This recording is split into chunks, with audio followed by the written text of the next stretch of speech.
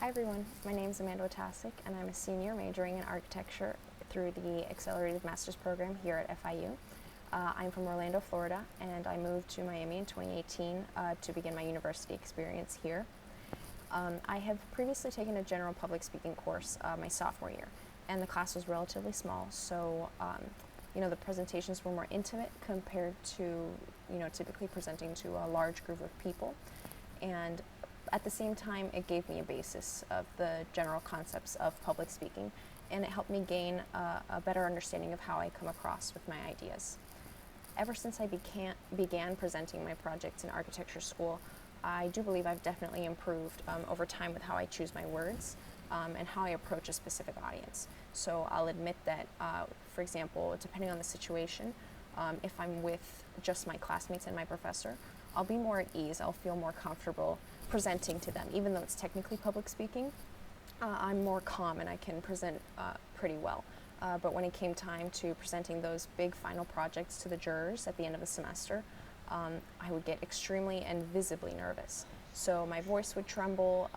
The worst thing is when your hands are shaking and you're holding the model when you're presenting it to the juror. And then just in general, my heart rate was through my chest, through the roof.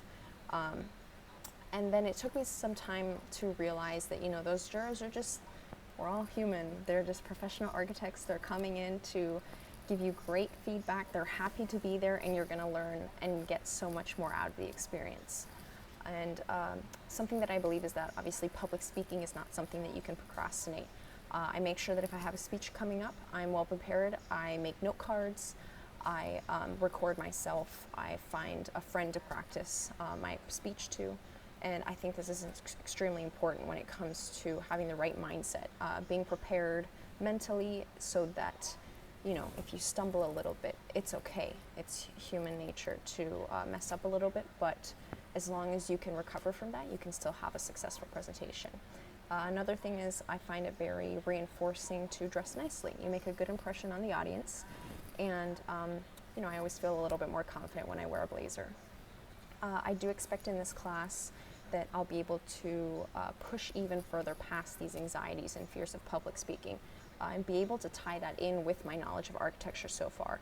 Being able to communicate my design in an efficient, professional, and timely manner. It's important to use the right words when you speak clearly about a concept because you use such specific and detailed words that some other people don't understand. And you want to be able to maintain the audience's attention and help them understand what you're trying to convey.